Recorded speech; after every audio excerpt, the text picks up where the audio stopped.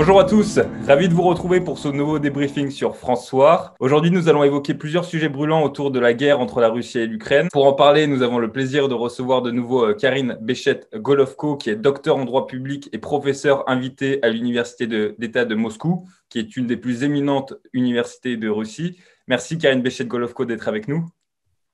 Merci à vous pour votre invitation, c'est toujours un plaisir. Alors, commençons tout de suite. Donc, dans le discours que le président de l'Ukraine, Volodymyr Zelensky, a tenu le 19 février 2022, il a annoncé qu'il envisageait de renucléariser l'Ukraine.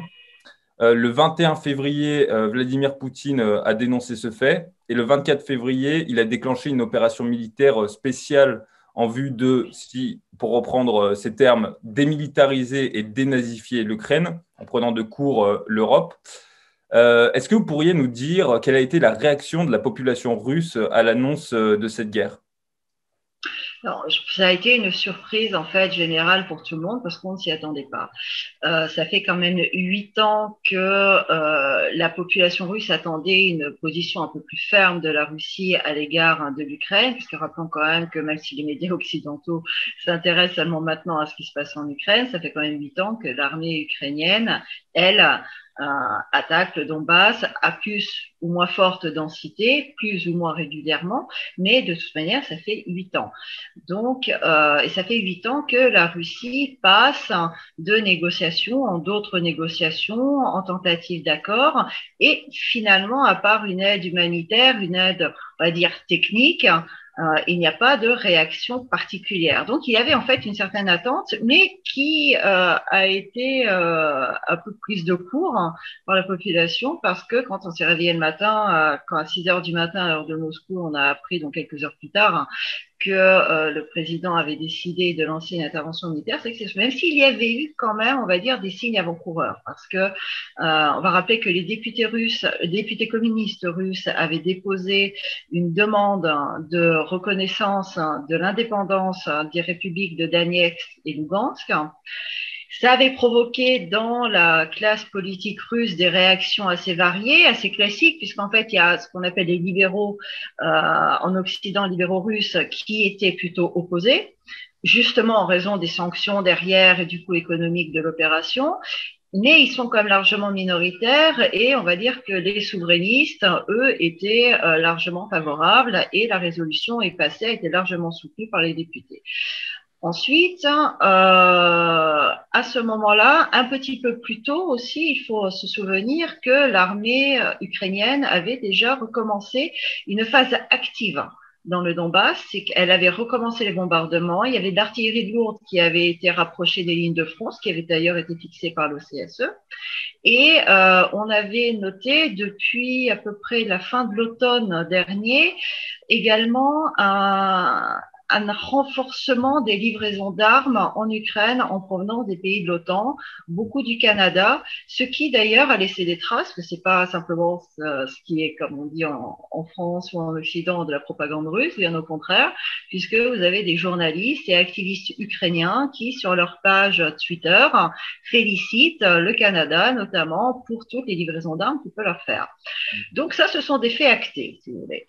Et il semblerait qu'il y ait eu donc deux raisons à la mise en œuvre, en tout cas officielle, deux raisons officielles à la mise en œuvre de cette opération militaire en Russie. Formellement, c'est un, comme vous l'avez souligné très justement, la volonté de l'Ukraine de se réapproprier une arme atomique. Rappelons quand même que l'Ukraine est un pays qui est extrêmement instable politiquement et institutionnellement. C'est un pays qui a un niveau de corruption phénoménal et si on en croit le rapport de la Cour des comptes de l'Union européenne qui date de septembre dernier, strictement rien ne s'est amélioré en la matière après le Maïdan. Donc imaginez un tel pays qui possède une arme nucléaire aux frontières de l'Union européenne, c'est un danger pour la sécurité européenne absolument phénoménal. Et pour la Russie directement, puisque à l'intérieur, il y a ces groupes extrémistes qui sont poussés et qui mènent une terreur sur la population en provoquant ce discours anti-russe et en provoquant une politique de haine, ce qui est extrêmement déstabilisant aussi et à l'intérieur du pays, puisque les populations sont assez partagées à chaque fois sur ces questions géopolitiques. Hmm. Donc du coup, on voit qu'il y a quand même un conflit entre les populations ukrainiennes russophones et les populations ukrainiennes proches, en tout cas, qui adhèrent à la politique du gouvernement de Kiev. Et aussi, on pourrait même rajouter une troisième division entre les populations, avec les populations binationales. Est-ce que vous pourriez nous dire à peu près quelles sont les interactions, les relations, les divisions entre ces trois catégories? Alors, il faut comprendre que historiquement, l'Ukraine, la population ukrainienne a toujours été divisée en deux camps, on va dire. L'Ukraine de l'Ouest, qui est beaucoup plus pro-occidentale, et l'Ukraine de l'Est, qui historiquement est pro-russe. Et ça vient en fait de la formation historique de l'État ukrainien, comme l'a d'ailleurs très judicieusement rappelé Vladimir Poutine aussi. Il est quand même dommage que l'Ukraine ait déboulonné toutes les statues de Lénine, puisque finalement, elle lui doit absolument son existence quasiment actuelle, sachant que des territoires ont été récupérés à la terre de Russie, des territoires ont été récupérés à la Pologne et encore à quelques pays à l'ouest. Et ensuite, sous Brejnev, plus tard, la Crimée a été, ce clocher, pardon, la Crimée a été rajoutée à l'Ukraine. Donc, l'Ukraine, si vous voulez, c'est un espèce de mélange. Il y a à la base un petit territoire qui, depuis un millénaire à peu près, fait partie de la Russie, qui est un des territoires régionaux de la Russie depuis à peu près un millénaire. Et sous la période soviétique, une politique de fédéralisation qui était plus ou moins factice, mais qui a quand même mis en place des structures quasi nationales, a poussé à la constitution de l'Ukraine, la République socialiste soviétique ukrainienne, base sur laquelle aujourd'hui existe l'Ukraine telle que nous la connaissons. Donc, c'est quand même, si vous voulez, assez surprenant quand on les entend parler de décommunisation derrière, parce que s'ils poussent réellement le phénomène à son bout, dans ce cas-là, ils vont se retrouver avec un petit terrain autour de Kiev. Donc... Très bien. Est-ce que vous pouvez nous dire quelle est la situation actuellement en Ukraine, où en sont exactement les forces armées russes, et si vous pensez que Vladimir Poutine va atteindre ses objectifs? Et pour terminer, qu'est-ce qui pourrait faire échouer ses plans en Ukraine? Il faudrait quand même souligner tout d'abord une chose, c'est que, et ce qui est une chose extrêmement importante, il me semble, c'est que l'opération militaire russe en Ukraine, si effectivement elle se déroule sur le territoire ukrainien, elle n'est pas dirigée contre l'Ukraine. Et on voit ça notamment par la différence d'approche et de technique qui est mise en place. Si on considère, si on compare par exemple avec l'armée américaine, quand ils sont venus libérer l'Irak, qu'est-ce qu'ils ont fait? Ils ont bombardé littéralement les villes avec les civils et ils ont estimé que ainsi le territoire était libéré. L'intérêt de la Russie ici, c'est totalement différent. C'est de convaincre les populations parce que la Russie estime, et effectivement la question se pose très sérieusement, que l'Ukraine est occupée. Je dis pas par la Russie. L'Ukraine est occupée par les forces de l'OTAN. Elle est occupée par une puissance idéologique qui a mis en place une force et des structures militaires, économiques et politiques. Et l'on voit effectivement le nombre de programmes de l'OTAN qui ont été développés sur le territoire ukrainien, alors que l'Ukraine n'en fait pas partie. Le fait que l'armée ukrainienne soit en partie intégrée dans les mécanismes de l'OTAN, ce qui est quand même assez surprenant. L'on a vu quand même dans les gouvernements post-Maïdan, en tout cas dans les premiers gouvernements, des personnalités étrangères à des postes clés dans ces gouvernements pour une révolution nationale, c'est quand même assez surprenant. Et comme ça, beaucoup, si vous voulez, de questions se posent. Donc, l'intérêt de la Russie, en fait, c'est d'essayer de libérer l'Ukraine idéologiquement. Et ça, effectivement, c'est extrêmement difficile parce que c'est plus facile de faire une guerre classique. Vous y allez, vous tirez, vous tuez. Les gens ont peur, finalement, ils sont d'accord avec vous. Et après, vous installez un nouvel ordre. C'est exactement ce que la Russie ne veut pas faire. D'où cette difficulté quand on voit les manœuvres qui se passent. C'est-à-dire qu'il y a eu les premiers jour des cibles aux technologies extrêmement ciblées sur les aéroports militaires, sur les stocks d'armes, sur un port militaire. Les casernes avec les militaires ukrainiens ne sont pas ciblées. Les quartiers d'habitation ne sont pas ciblés. Et là, ça pose un problème parce que l'on a vu dans différentes villes l'armée ukrainienne placer des engins, placer des armes, placer de l'artillerie lourde sur les toits des immeubles d'habitation, dans des quartiers d'habitation, dans une cour d'école, par exemple. Donc, après, il est vrai que c'est extrêmement difficile aussi de combattre dans ces conditions pour essayer à la fois de ne pas toucher les civils, à la fois de cibler essentiellement les groupes extrémistes. Et ce qui est intéressant aussi dans la technique qui est mise en place, qui est quand même assez novateur, c'est cette manie aussi prise de s'adresser et à la population ukrainienne de la part des Russes et aux militaires ukrainiens, en leur disant que s'ils se rendent, s'ils posent les armes, ils ne risquent strictement rien. Et on a vu qu'il y a effectivement beaucoup de militaires ukrainiens, et ça a été filmé, qui déposent les armes, qui se rendent et qui finalement ne veulent pas se battre, parce que globalement, ils comprennent pas l'intérêt de cette guerre aussi. Et ça, c'est important parce que ils n'ont pas envie de se battre pour les intérêts américains en Ukraine. On voit bien à travers la réaction complètement hystérique de l'Occident, parce que il y a tellement de sanctions. On envoie des armes, on envoie des avions, on envoie de l'artillerie en Ukraine. Mais qu'est-ce qu'on veut derrière, en fait? On veut utiliser l'Ukraine pour faire plier la Russie. C'est un combat géopolitique qui se mène. La Russie n'est pas en guerre contre l'Ukraine, elle est en guerre contre le système atlantiste. Et là, c'est un combat qui se mène à mort, en fait, entre les deux visions du monde. Et c'est exactement pour ça que l'on voit des réactions aussi fortes et jamais vu un tel niveau de sanctions adopté par l'Occident. Je pense qu'il ne reste plus qu'à prendre des sanctions contre Staline pour avoir gagné la Seconde Guerre mondiale.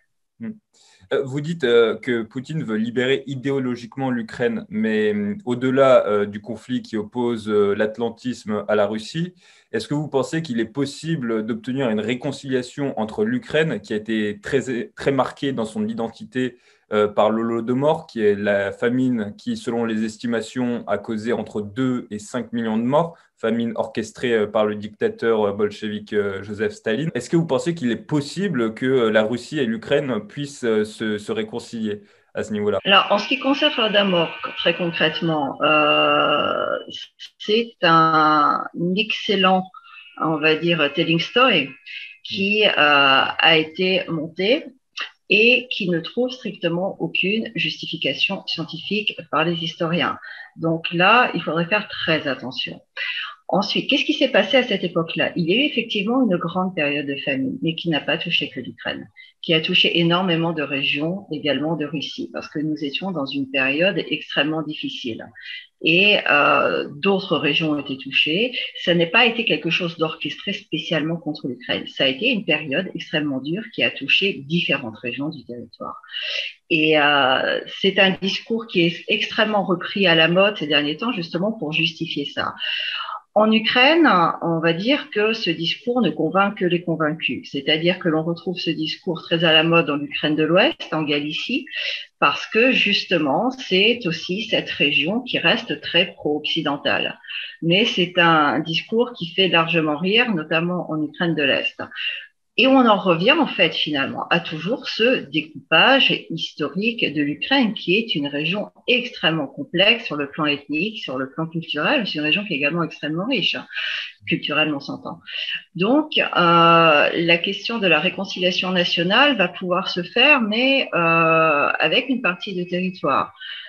Je ne pense pas que l'Ukraine de l'Ouest pourra se réconcilier avec la Russie. Je ne pense pas que la Russie a même l'intention d'essayer de se réconcilier avec l'Ukraine de l'Ouest parce qu'elle comprend parfaitement que c'est absolument impossible. Justement pour des raisons historiques, mais qui n'ont rien à voir avec Holodomor, qui sont beaucoup plus anciennes et culturelles.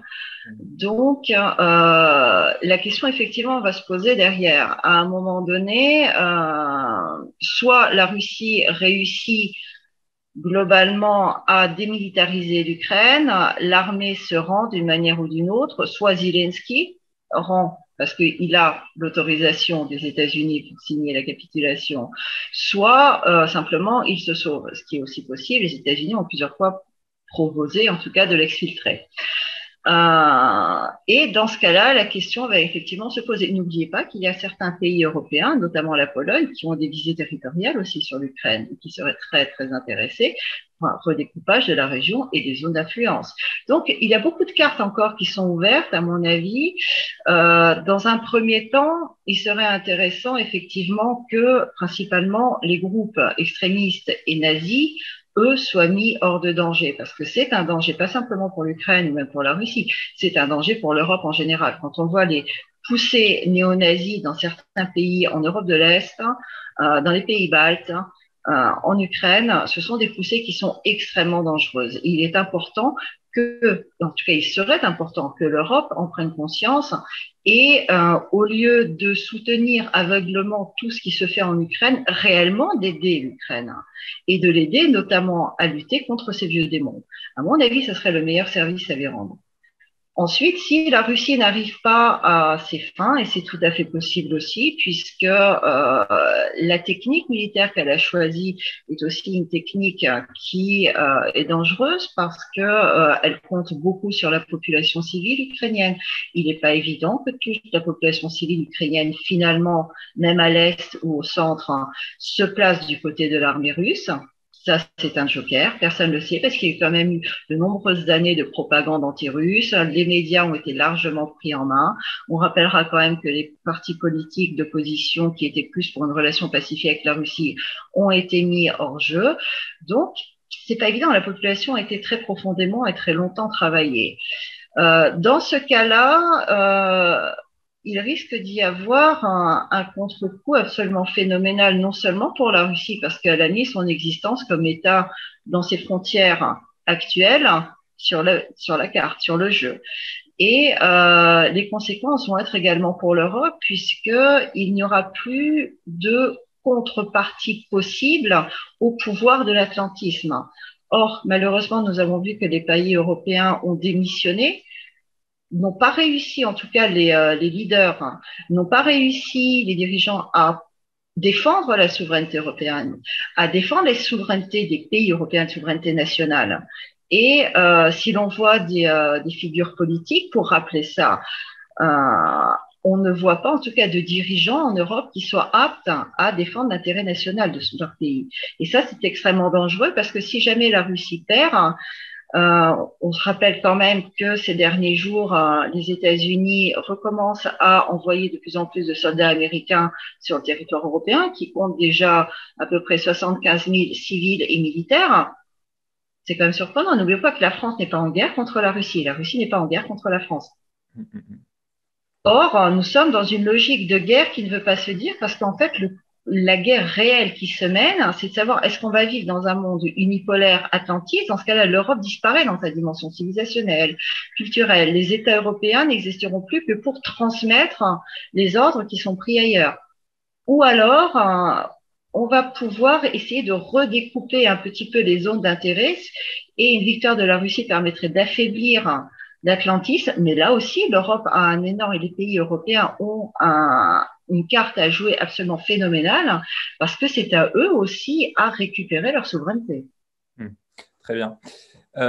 Et en attendant, l'Union européenne a choisi son camp et c'est dans ce cadre-là qu'elle a choisi de censurer les médias RT et Sputnik en France et d'ailleurs même sur le territoire européen.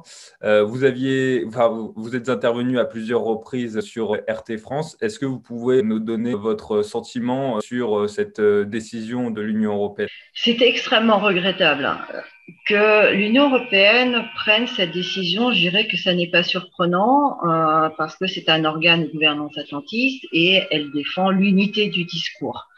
Ce qui est beaucoup plus regrettable, c'est que les États membres de l'Union européenne, qui sont encore en tout cas formellement des États, eux aussi se couchent et suivent ces diktats. parce que toute population a besoin d'une pluralité de discours. Nous assistons actuellement en France notamment à la construction d'un discours politico-médiatique absolument monolithe. Tout ce qui sort de la doxa est considéré comme non acceptable. Donc, est considéré comme de la propagande. C'est-à-dire qu'on ne peut même plus discuter, on ne peut plus poser de questions, on ne peut plus réfléchir et on ne doit pas réfléchir. Et il faut rappeler aussi quand même que les attaques menées contre RT ne datent pas de ces quelques jours de l'intervention en Russie. Il y a eu une montée en puissance des attaques contre RT à partir du moment où Trump a été élu et où le monde global s'est senti mis en danger l'espace d'un instant. On a dit que la Russie utilisait ses médias à l'étranger pour influencer les élections. Ensuite, deuxième gros moment d'attaque, en France notamment, et ailleurs, ça a été la poussée d'abord des Gilets jaunes, contestation des Gilets jaunes, et ensuite la poussée des contestations contre cette dictature covidienne. Et là aussi, RT et Sputnik ont tenté et ont réussi d'une certaine manière à introduire des nuances, à obliger à poser des questions, à obliger à réfléchir, à montrer qu'il existait une réalité qui est assez différente de la réalité officielle. Effectivement, dans un monde global, dans un monde unique, il ne peut y avoir qu'un seul discours. Donc, l'existence même d'RT, de Sputnik, est absolument inacceptable. Et malheureusement, nous voyons que nous nous dirigeons, avec l'excuse d'une période de guerre, rappelons que la France n'est pas en guerre, vers en fait une dictature globale. C'est extrêmement dangereux et là, par contre, c'est aux journalistes aussi à réfléchir. Pourquoi sont-ils entrés dans ce métier? Est-ce que réellement ils ont voulu devenir journalistes simplement pour être des porte-paroles de ce qui est décidé ailleurs au niveau du discours? Ou n'ont-ils pas envie finalement quand même de faire leur métier, d'aller voir sur place ce qui se passe, de raconter réellement ce qui se passe? Et ensuite, c'est aux gens eux-mêmes à se faire leur opinion. Très bien. Eh bien, c'est sur ces mots-là que nous terminerons, ces mots sur le journalisme, le fait d'aider ceux qui suivent un média à se faire une opinion en leur présentant différents points de vue sur un sujet. Et c'est ce que nous avons essayé de faire aujourd'hui en vous invitant. Merci, Madame Bechev-Kolovko, d'avoir été avec nous et à bientôt pour un autre entretien sur France Soir. Merci beaucoup.